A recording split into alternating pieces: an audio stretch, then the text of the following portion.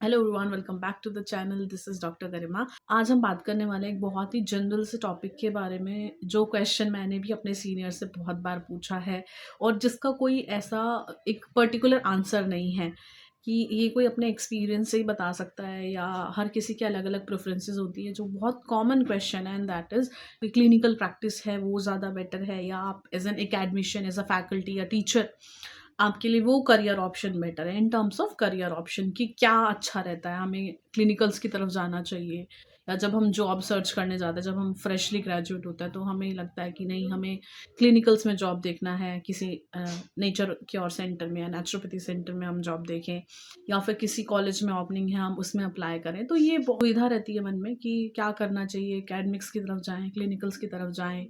हम टीचर से पूछते हैं तो जो जिस ब्रांच में होता है वो हमेशा उसी चीज़ की सलाह देता है, तो फैकल्टी से पूछता है तो दे से एकेडमिक्स। या हर किसी के अलग अलग रीज़न होते हैं टू प्रेफर समथिंग। और अक्सर हमारे सीनियर्स के पास या हमारे फैकल्टी के पास इतना समय मे बी नहीं हो हमें देने के लिए, या उतना क्लियरली हम उनसे नहीं पूछ पाते हैं। मैं तो नहीं पूछ पाती थी, कभी कभी मैं पूछती थी तो मुझे उतना क्लियर आंसर मिलता भी नहीं था, तो एक कन्फ्यूजन बनी रहती थी हमेशा कि क्या अच्छा है। 1 डेढ़ साल मैंने क्लिनिकल प्रैक्टिस की है, उसके बाद now I had switched into academics और अभी कुछ दिनों से या कुछ महीने से मैं एकेडमिक्स में हूँ। और मेरा एक थोड़ा-सा व्यू पॉइंट बना है बिकॉज़ ऑफ सर्टेन रीज़न्स। इसमें मेरे अपनी प्रायोरिटी के अकॉर्डिंग रीज़न्स हैं, but I will tell you कि क्या-क्या फ़ायदे हैं क्लिनिकल्स में और क्या फ़ायदे हैं एकेडमिक्स में, तो आपको आसानी होगी अपने डिसीज़न लेने में कि आपको क्या करना है। तो सबसे पहले बात करते हैं कि आपको क्लिनिकल्स में क्या-क्या फैसिलिटीज़ मिलती हैं या क्या-क्या, मतलब किस तरह का आपका प्रैक्टिस रहता है, क्या आपकी लाइफ़ रहेगी। व्हाट यू एक्सपेक्ट, क्योंकि आपका एक जो भी आपका ऑक्यूपेशन होता है, करियर ऑप्शन होता है, उसके अकॉर्डिंग आपका एक रूटीन सेट होता है। तो क्या आप उस रूटीन के लिए फिट कैंडिडेट हैं या नहीं हैं? तो उस रूटीन के अकॉर्डिंग जब आप उसको एक्सपीरियंस करते हैं, तब आप डिसाइड करते हैं तो कि अच्छा this field is better for me. क्योंकि जब आप एक्चुअली इन प्रैक्टिस आते हो, वेदर इट इज़ क्लिनिकल और एकेडमिक्स, तब आपको आपका जो रूटीन होता है, तब आपको पसंद और नापसंद होता है कि नहीं, ये मैं नहीं कर सकता हूँ, this is difficult for me. तो उसके अकॉर्डिंग मैं आपको बताऊँगी। जब आप क्लिनिकल्स में होंगे तो most of the naturopathy centres जो कि हैं, वो आपका ओपीडी सेटअप नहीं है कि आप घर से जा रहे हैं, कुछ टाइम आप एज़ अ क्लिनिक पे बैठ रहे हैं और फिर वापस आ जा रहे हैं। मोस्ट ऑफ द सेंटर्स आपके आईपीडी सेटअप्स होते हैं कि आपको वहाँ पे as an residential medical officer की तरह रहना होता है। वहीं पे रहेंगे आप। तो जो आपके नेचुरोपैथी सेंटर्स हैं that works on like 365 days. तो most likely the thing is कि आपको छुट्टी नहीं मिलेगी। जो नेचुरोपैथी सेंटर, अगर आप किसी छोटे सेंटर में काम कर रहे हो, आप वहाँ पे अगर अकेले डॉक्टर है या 2 डॉक्टर है या मेबी 5 डॉक्टर की टीम है, 10 डॉक्टर की टीम है, तो हर किसी को फेस्टिवल पे जाना होता है, तो हर किसी को छुट्टी नहीं मिलेगी, दिस इज़ फॉर श्योर। तो मोस्ट और जो आपके नेचुरोपैथी जो ट्रीटमेंट है, क्योंकि वो लॉन्ग ट्रीटमेंट होता है, मिनिमम 7 दिन 10 दिन इस तरह से ट्रीटमेंट होता है। और लोकेशन भी ज़्यादातर आउटरीच लोकेशन होती है, यानी कि जंगलों में, पहाड़ों पे, इस तरह के सेंटर्स बने हुए हैं। तो इतना कॉमन नहीं है, मार्केट आपके आसपास नहीं है। तो एक थोड़ा-सा ये वाला कॉन्सेप्ट रहता है कि आपको छुट्टी नहीं मिलेगी। तो अगर आप कोई ऐसे हैं जो कि थोड़ा-सा होम सिकनेस जिसको रहती है, जिसको घर के पास रहना पसंद है, जिसको फेस्टिवल घर में सेलिब्रेट करना पसंद है, उसके लिए एक डिफ़िकल्ट जॉब होती है कि फेस्टिवल में भी छुट्टी नहीं मिलती है। ये एक डिफ़िकल्ट टास्क रहता है इन अ नेचुरोपैथी सेटअप, जब आप एज़ एन क्लिनिशियन काम करते हैं तो। This is one difficulty. And second one is कि आपका 365 डेज़ वर्किंग है। मोस्ट ऑफ द सेंटर्स में संडे भी वर्किंग हो सकता है। दे माइट पे यू एक्स्ट्रा, आपको संडे के एक्स्ट्रा मिल सकते हैं।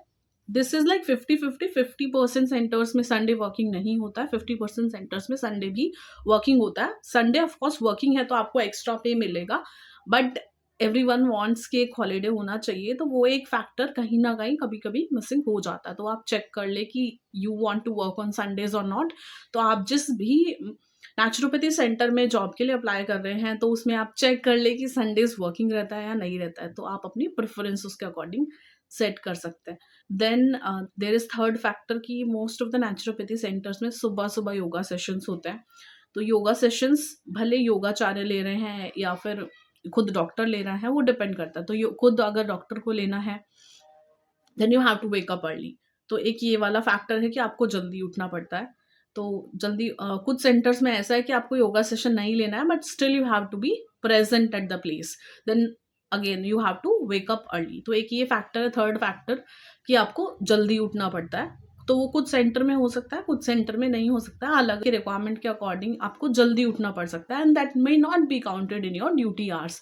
वो आपको एक्स्ट्रा की तरह, प्लस आपका एक नाइट ड्यूटी जो मोस्ट ऑफ द सेंटर्स में रहती है, नॉट डेली, डेली नहीं हो सकती है, या नाइट ड्यूटी एक एलोपैथी की तरह नाइट ड्यूटी नहीं होती है। सिंपल से किसी को कोल्ड कफ हो सकता है, या किसी को may be acute asthma attack हो सकता है, और there may be some cardiac emergency. तो दैट इज़ रेयरेस्ट केस, या किसी को फास्टिंग के क्राइसिस हो सकता है। तो इस तरह के इमरजेंसी जो जनरल इमरजेंसी होती है, cold cough fever, headache, and तो इस तरह की नाइट ड्यूटी आपकी लगती है। तो नाइट ड्यूटी के लिए भी like once you have to prepare your mind की नाइट ड्यूटी भी लग सकती है। तो पे स्केल एकेडमिक्स एंड क्लिनिकल्स दोनों का ऐसा कोई कंपैरिजन नहीं है कि इसमें कम होता है, इसमें ज़्यादा होता है। Depending upon the centre, depending upon the organisation, दोनों में कम ज़्यादा हो सकता है। तो for sure salary you have to look up to. तो जहाँ पे आपको सैलरी अच्छी मिलती है, for sure you have to go to that place, क्योंकि आपकी जो नेक्स्ट जॉब होती है वो that will come via your last salary slip, but you also have to see the exposure.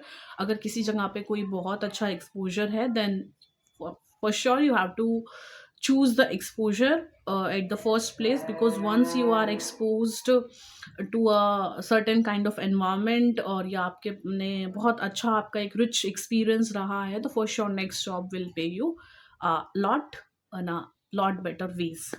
तो ये चीज़ें आपको देखनी है। इसके अलावा एकेडमिक्स की अगर मैं वहीं पे बात करूँ, तो the great thing that I like about academics is the holidays, the number and the amount of holidays you will get, like you will get all the Sundays, all the government holidays, even the तो कुछ दिन ऐसे होंगे कि जहाँ पे आपको बिल्कुल भी नहीं पढ़ाना है, you just have to give some duty, like आपको सिर्फ एग्जाम ड्यूटी देनी है, या कुछ स्पोर्ट्स है, then you can enjoy also, या कुछ वर्कशॉप है, कॉन्फ्रेंस है, सेमिनार है, देन ऑब्वियसली यू कैन आप खुद भी स्टडी कर सकते हैं, और आप उसका पार्ट भी बन सकते हैं उस कॉन्फ्रेंस का, उसका। जबकि क्लिनिकल्स में ऐसा कुछ नहीं होता है। Most of the time you are just busy with your patient, क्योंकि हमेशा आपके पास अगर कोई बहुत अच्छा सेंटर है जो चलता है, like my previous job I was there in Yoggram, तो मेरे पास 365 डेज पेशेंट होते थे। कभी ऐसा दिन नहीं आता था कि अच्छा आज कोई कॉन्फ्रेंस है या सेमिनार है, I have to go there, या कुछ नया शेड्यूल है। मेरा 365 दिन एक ही शेड्यूल था, that is to see the patient. Enriching experience था, पर एक टाइम आने के बाद आपको वो बोरिंग भी फील होने लगता है, या आपको कुछ नया भी चाहिए, या और you might need a break,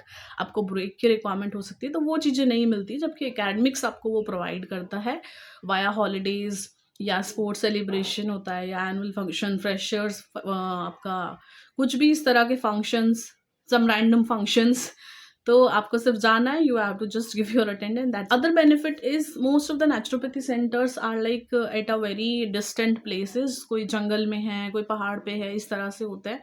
तो they will give you a serine beautiful view, but आपके आसपास मार्केट की नहीं होगी, तो आपको अपने कुछ इसेंशियल गुड्स की थोड़ी हमेशा कमी महसूस हो सकती है, खाने पीने की कमी महसूस हो सकती है, कि आपको एक रिस्ट्रिक्टेड फील हो सकता है। जबकि आपके जो एकेडमिक्स हैं उसमें ऐसा नहीं है। मोस्ट ऑफ द यूनिवर्सिटीज़ आपके are close to market, close to highways, क्योंकि वहाँ पे स्टूडेंट्स रहते हैं उसके अकॉर्डिंग। तो आपको वो वाली डिफ़िकल्टी नहीं होती है कि आपको कुछ अपना इसेंशियल नीड्स एंड गुड्स की रिक्वायरमेंट है, तो आप उसको आराम से ले सकते हैं। जबकि नेचुरोपैथी सेंटर्स में you might feel at some places, कुछ जगह पे नहीं है, कुछ जगह। Think about academics and clinicals is, clinicals में आपको ऐसा नहीं है कि हमेशा you have to, for sure आपको हमेशा पढ़ना होता है। आपके पास हमेशा एक नया पेशेंट आएगा, एक नई सेम बीमारी आपके पास अलग अलग वे में प्रेजेंट करेगी। यानी कि कॉन्स्टिपेशन भले मैं 50 पेशेंट ट्रीट कर चुकी हूँ, बट मेरा जो 51 पेशेंट होगा वो कुछ डिफ़िकल्ट होगा, कुछ नई चीज़ें लेके आएगा, कुछ नई रिपोर्ट्स होंगी, कुछ मेरे पुराने ट्रीटमेंट्स पे वर्क नहीं करेंगे। I have to study to improve my treatment, to improve the prognosis, to improve the diagnosis। तो मुझे उसके लिए पढ़ना पड़ेगा, लेकिन हमेशा एक ऐसा रिक्वायरमेंट नहीं रहता है कि मुझे आज ही पढ़ने की रिक्वायरमेंट है।